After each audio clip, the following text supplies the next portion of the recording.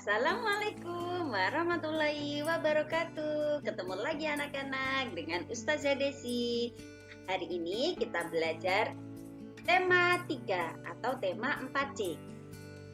Sebelum memulai kegiatan pada hari ini, alangkah baiknya kita awali dengan membaca basmalah. Bismillahirrahmanirrahim. Bagaimana kabar anak-anak pada pagi hari ini? Alhamdulillah, siswa hebat, bersemangat. Allahu Akbar. Yes, Masya Allah. Harus tetap semangat walaupun belajarnya dari rumah.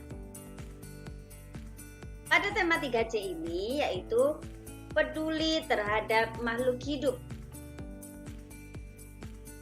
Pada tema 3 ini Ustazah akan membuka dengan wawancara. Wawancara adalah kegiatan tanya jawab antara pewawancara dan narasumber yang dilakukan untuk memperoleh informasi secara rinci tentang suatu hal atau peristiwa. Pewawancara adalah orang yang melakukan atau orang yang memberikan pertanyaan. Narasumber adalah orang yang menjawab pertanyaan tersebut atau orang yang akan memberikan informasi. Seperti ini. Mungkin anak-anak sebelumnya sudah pernah lihat wawancara, ya. Mungkin bisa di televisi, di internet, atau mungkin bisa jadi anak-anak sudah pernah melakukan wawancara, namun kita tidak sadar ya dalam melakukannya. Selanjutnya, sebelum melakukan wawancara, ada yang harus dipersiapkan. 1. Yang harus dipersiapkan adalah tentukan topik wawancara. Topik wawancara ditentukan berdasarkan hal atau peristiwa yang ingin diketahui. 2. Topik wawancara bertujuan untuk memfokuskan pertanyaan yang akan diajukan. Jadi kalau sudah punya topik, jadi tidak kemana-mana pertanyaannya, ya. 2.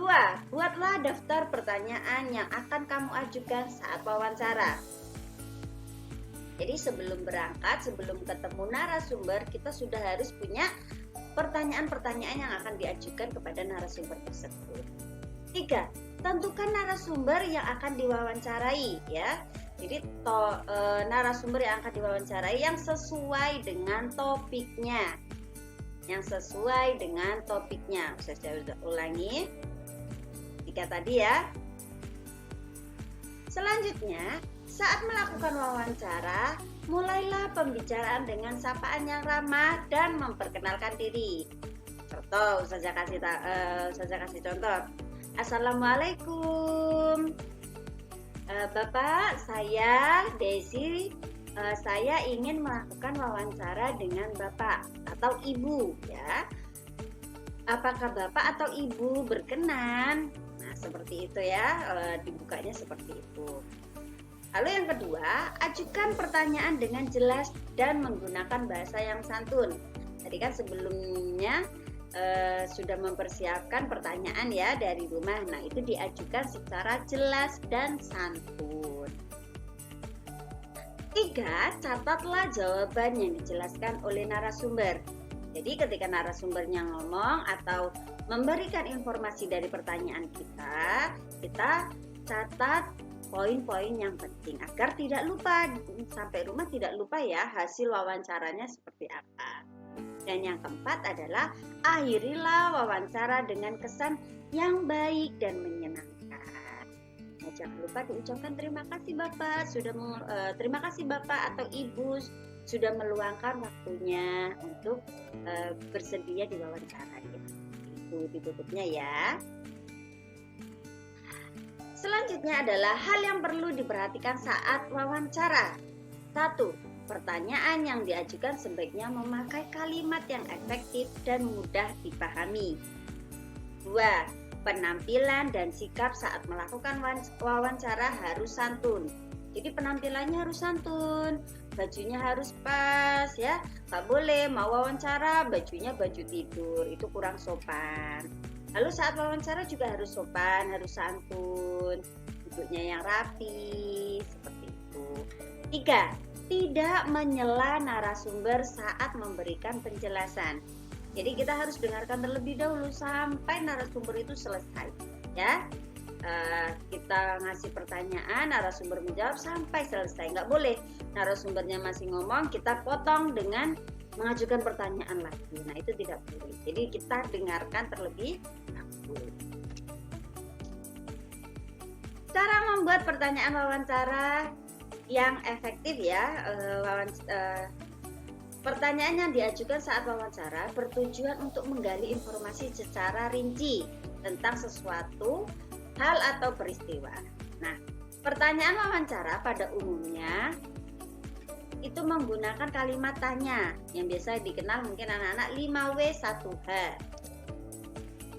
1. Apa? Ya, kata tanya apa? Kata tanya apa ini bertujuan untuk menanyakan hal atau peristiwa yang terjadi. Dapat digunakan untuk mengawali wawancara yang bersifat umum. 2. Berapa? Kata tanya berapa ini digunakan untuk menanyakan jumlah. Yang ketiga adalah kata tanya siapa. Siapa berfungsi untuk menanyakan pelaku atau orang yang terlibat dalam kejadian. Yang keempat, kata tanya di mana. Digunakan untuk menanyakan tempat kejadian peristiwa. Yang kelima adalah kalimat tanya kapan. Kapan ini berfungsi untuk menanyakan waktu kejadian peristiwa. Yang keenam, mengapa? Mengapa ini berfungsi untuk menanyakan sebab terjadinya peristiwa. Contoh, misal ini ya seperti yang ada di layar. Ini contohnya adalah wawancara mengenai hewan peliharaan. Mengapa kandang hewan peliharaan Bapak harus dibersihkan secara teratur? Itu contohnya. Yang ketujuh adalah kata tanya bagaimana. Bagaimana bertujuan untuk menanyakan keadaan atau proses terjadinya peristiwa.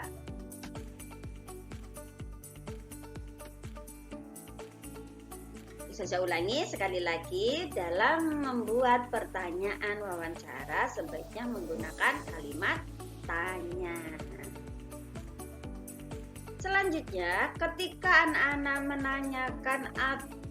menanyakan atau ingin memperoleh informasi, itu tidak boleh mengajukan lebih dari satu pertanyaan dalam satu waktu. Contohnya,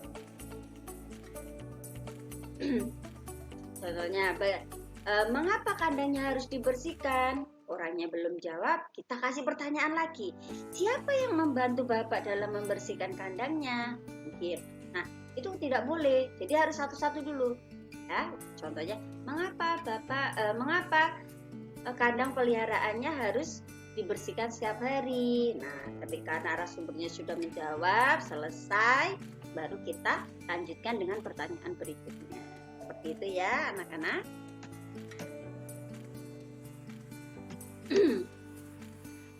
Nah, yang ada di layar ini adalah contoh daftar pertanyaan wawancara. Jadi topik, apa narasumbernya, siapa, daftar pertanyaannya yang sudah dibuat tadi itu dicantum. Setelah melakukan wawancara, anak-anak membuat laporan wawancara. Laporan wawancara ini isinya apa saja? 1, ada topik wawancara, topiknya tadi apa? Nah, itu ditulis. 2, narasumbernya siapa? 3, pewawancaranya siapa? Misal pewawancaranya anak-anak dibantu sama temennya. Nah, itu temennya juga harus dicantum. 4, waktu dan tempat wawancara. Waktunya kapan, harinya, tanggalnya, lalu tempatnya di mana. Yang kelima, hasil wawancara. Hasilnya yang sudah dicatat tadi, nah itu dicantum. Lalu yang keenam adalah kesimpulan. Nah, kesimpulan ini diambil dari hasil wawancara anak-anak tadi.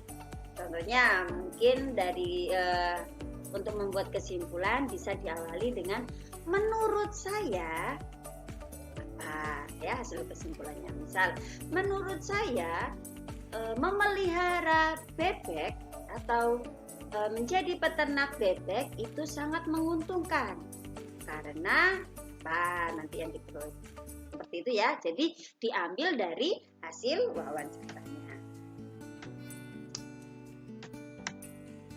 Nah, setelah membuat laporan wawancara, selanjutnya adalah anak-anak mempresentasikan laporan hasil wawancara.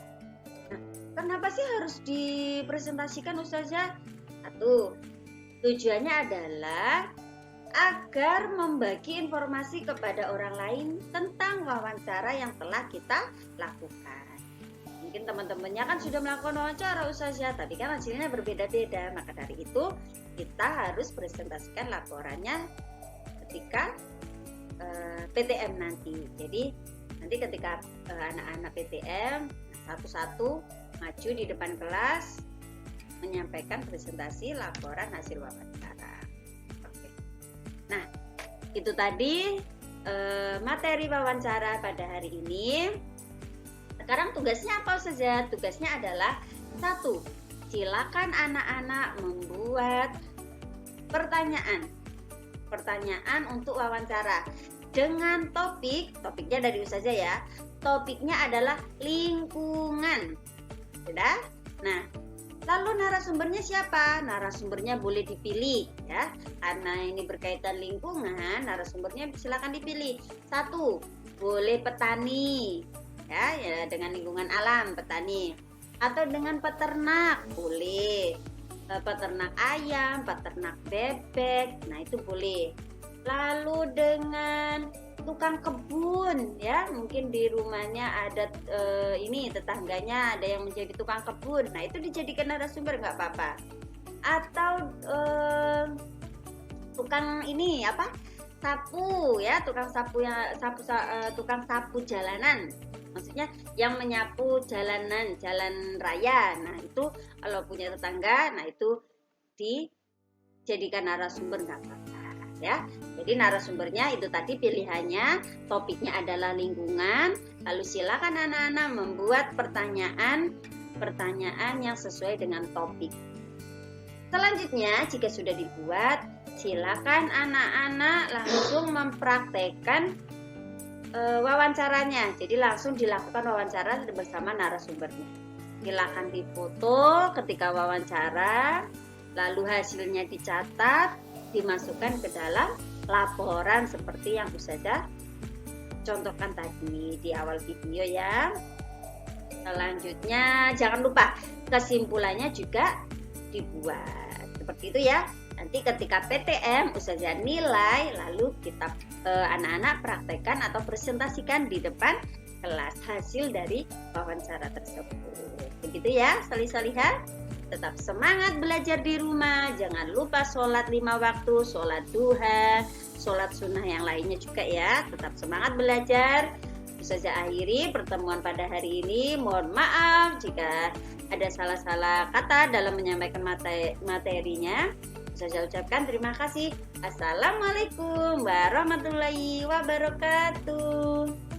Bye-bye.